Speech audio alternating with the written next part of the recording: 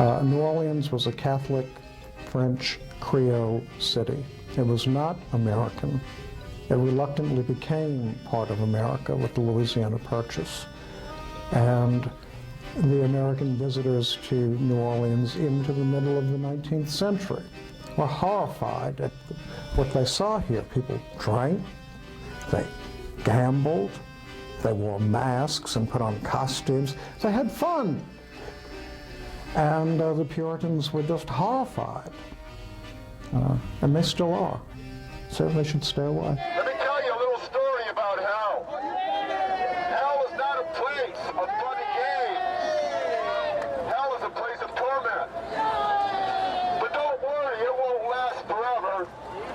Then you get to stand in the great white throne judgment. At the great white throne judgment, you'll be judged. And you'll be found to be a sinner indeed.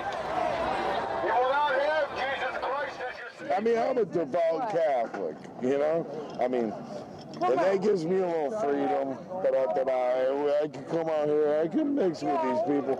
I'm with my old lady, you know? I'm not doing nothing wrong. But I see these dudes preaching, man, and they're fanatical. They're violent, man. It's like, you know, they scare me more than if I lost my kid in a crowd. I would rather be with bikers than with, like, Jesus freaks. Sorry to say it, dude. That scares me, you know? Because they might whisk him in and give him some cheese sandwiches, and I'll never see him again, you know? They're going to brainwash him. And, dude, it's freedom of choice. God gave me a free will, and I chose Jesus Christ. Oh, let's do the words and the music Jesus had to say. What did Jesus have to say? He said you must be born again.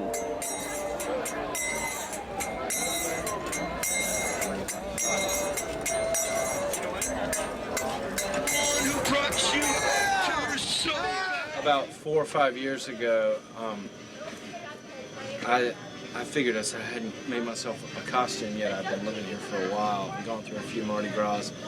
So I just cut a little mask out of a piece of cardboard, you know, some box or something. And I was walking down Royal Street towards the middle of the quarter from Esplanade, and the freaks were lining up. They were like gathering their masses, and they had a cross with the back trucks from a skateboard pulling it, which to me, like, I just Making it easy on them. I was like, man, you know, they're supposed to be dragging this thing, not rolling it. But they had the LED thing. It wasn't plugged in yet. This was my first real Mardi Gras moment. I had 2 cans of Mickey's 16-ounces, ice cold, and I was kind of like, okay, this is cool.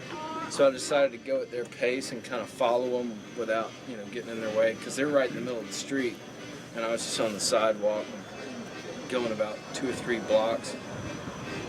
This old guy standing outside of, I think, Harry's or one of the bars there, says, "Lordy God!" And they all kind of, you know, turned at each other nervously, but they kept walking. And I was looking at the crowd that's there getting fucked up and having fun on the sidewalk, looking at these guys they've got their mechanized cross coming down the street behind them. And about 4 blocks later, this kid, some gutter punk, yells, "Freaks!" And one of the front guys carrying the cross says, "Incoming!" And they all go, "Incoming, incoming, incoming." And then it kind of hit me. They were really, like, armed to the teeth and ready to fight. But that was, I don't know, that was kind of my whole juxtaposition Mardi Gras experience. I work with a street ministry team in Milwaukee called Heartfire Ministries, and we do a lot of different things in the inner city of Milwaukee. We work with food programs, we work with food pantries and clothing shelters, and we work with some of the other hot meal programs to help people any way we can.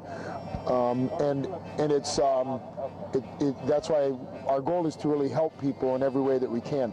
We want to help their physical in everywhere we can, but we also want to help them spiritually, and that's why we'll come to tell people about Jesus. We've had a mixed response. I've only had a few people that got really angry and said, "This is our party. We don't want your God here." Well, newsflash, God is God, and He's everywhere, and you can't get away from it. I'll give you an example, and I don't mean this in any disrespect. I'll give you an example that I told people when I went back in years past. When I look at what God wants of people, and I look at how great He wants their life to be, and I look at Mardi Gras, and I don't mean any disrespect to the people, but when I know the joy that God wants for people's lives to be, I think of Mardi Gras as kind of like a, I don't know any other way to use it, and I don't mean kind of like a cesspool. And I'm here to get as many people out of that cesspool as I can and go, there's a better life. There's a better life for you. That's not religion. That's advertising. Mardi Gras, again, is founded in a religious history. It was a religious festival all the way back to the Greeks. It has a religious significance. It had religious significance for them, and it has religious significance for us. For a bunch of maniac evangelicals to come here with their microphones to supposedly proselytize. I mean, I don't know how many souls they think they're going to save on Bourbon Street or on Jackson Square, but I think really in the end they're coming just to ogle to see the thing that drives them so mad. But that's not religion, that's just foolishness.